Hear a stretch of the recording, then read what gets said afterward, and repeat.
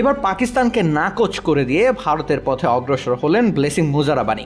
Kolkata night Riders জিম্বাবুয়ের এই পেসারকে দলে ফিরিয়েছে। তাতে করে যেন কপাল পুড়ল পাকিস্তান সুপার লিগের দল ইসলামাবাদ ইউনাইটেডের।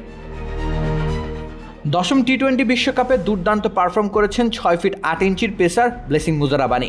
দলকে সুপার সিক্সে তোলার ক্ষেত্রে তিনিও রেখেছিলেন গুরুত্বপূর্ণ অবদান। ভারত ও শ্রীলঙ্কার মাটিতে উইকেট শিকারের দক্ষতাও প্রদর্শন করেছেন মুজারাবানি। নিজের খেলা 6টি ম্যাচে 13টি উইকেট বাগিয়েছেন। তার উপরে রয়েছেন স্রেফ ভারতের জসপ্রীত বুমরা ও বরুণ চক্রবর্তী। 94% চিনিযুক্ত অরেঞ্জ ড্রিঙ্কস না, নিন জিরো ক্যাল অরেঞ্জ ড্রিঙ্ক পাউডার। এমন দারুণ পারফরমেন্সের প্রভাব হিসেবেই কলকাতা নিজেদের পেস বোলারের অভাব ঘোচাতে তাকে দলে ফিরিয়েছে। অথচ সেই একই সময় অনুষ্ঠিত হতে যাওয়া পিএসএলে মুজারাবানি ছিলেন ইসলামাবাদের সাথে চুক্তিবদ্ধ। তাকে অবশ্য বদলি খেলোয়াড় হিসেবে দলে নিয়েছিল ইসলামাবাদ।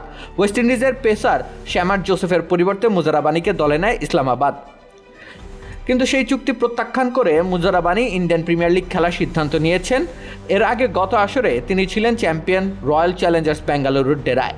যদিও একটি ম্যাচেও মাঠে নামার সুযোগ হয়নি মুজারাবানির, তবে এবার মাঠে নামার সম্ভাবনা রয়েছে তার কলকাতার জার্সিতে। কেননা মুস্তাফিজুর রহমানকে বাদ দেওয়ার পর শূন্যতার সৃষ্টি হয়েছিল কলকাতার শিবিরে। সেই শূন্যতা পূরণের জন্যই মুজারাবানিকে দলে নিয়েছে আইপিএলের 2 আসরের চ্যাম্পিয়ন দলটি। তাই বলাই যেতে পারে মুস্তাফিজের বিকল্প হিসেবেই মুজারাবানি পেয়েছেন সুযোগ।